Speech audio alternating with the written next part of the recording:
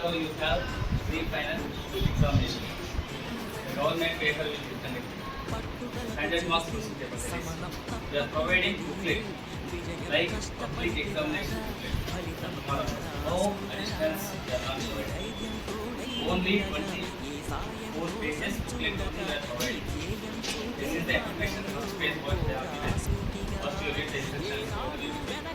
After you write what you have given.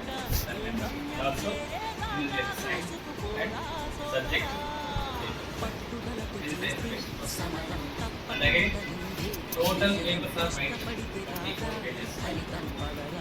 What are the components? 1, 2 like that? 3, 4. Total 24 pages will be there in the booklet.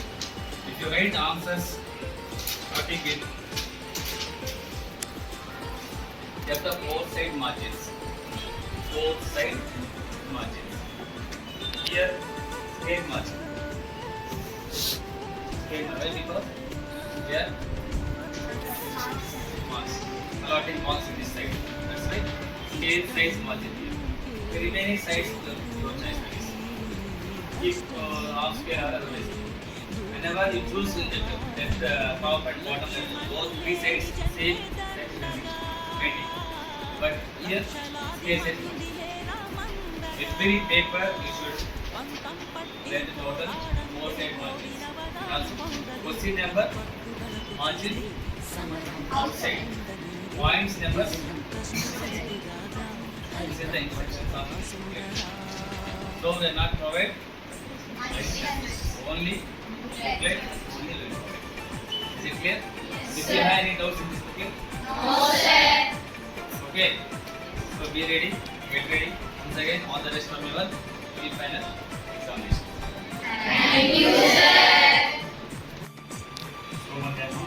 శుభమధ్యాహ్నం గురుగారు.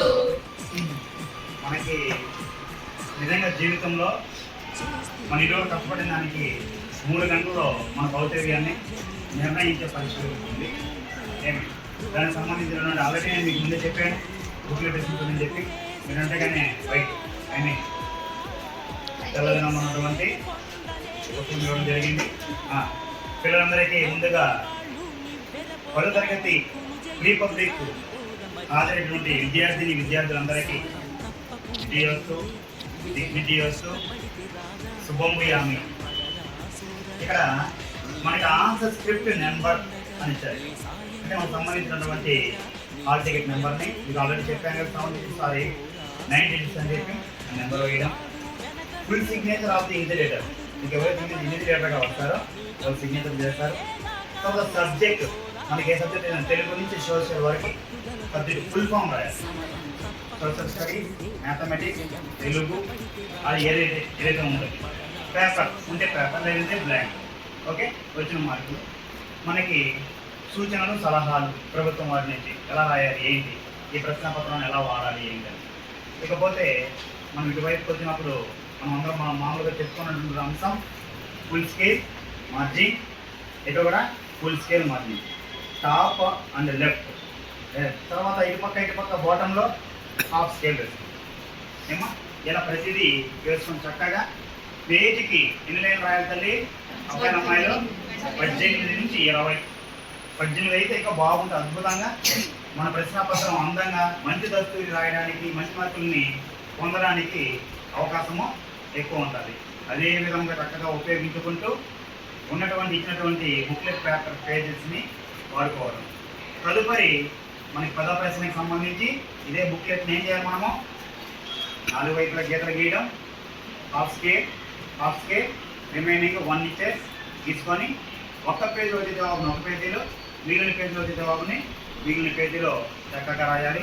ఆ తదుపరి విభాగము 1 రాసిన తర్వాత 1వ ప్రశ్నకి అయిన వెంటనే 2 లైన్లు, తర్వాత 2వ ప్రశ్న అయిన వెంటనే 2 లైన్లు, 3వ ప్రశ్న అయిన వెంటనే 2 లైన్లు, మళ్ళీ విభాగం 2 వ్యక్తీకరణ సృజనాత్మకత అని రాసి మళ్ళీ 4, 5, 6 తర్వాత 7వ ప్రశ్న తెలుస్తుంది. 8, 9, 10 అయిన తర్వాత మళ్ళీ 2 లైన్స్, మళ్ళీ మిడిల్లో విభాగం 3 భాషాంశాలు, అందులో పదజాలం. మర్చిపోకండి, 1 minute పేపర్ ఇది. ఏమో పదజాలం రాసి ప్రతి బిడ్డకి అంటే మొదలుగానే అలంకారం అలంకారం అయిపోయాక ఛందస్సు, ఛందస్సు అయిపోయినాక అర్థాలు, అర్థాలు అయిపోయినాక పర్యపదాలు, పర్యపదాలు నానార్థాలు, ప్రకృతి వికృతి. ప్రతి దానికి అంటే 13లో అమ్మల ఆవుల రాశాక 2 లైన్లు, 14లో అమ్మల ఆవుల రాశాక 2 లైన్లు. ఈ విధంగా రాస్తే మనం ఖచ్చితంగా మంచి మార్కులు కైవసం చేసుకొని విజయ దుందుపి భోగించగలం.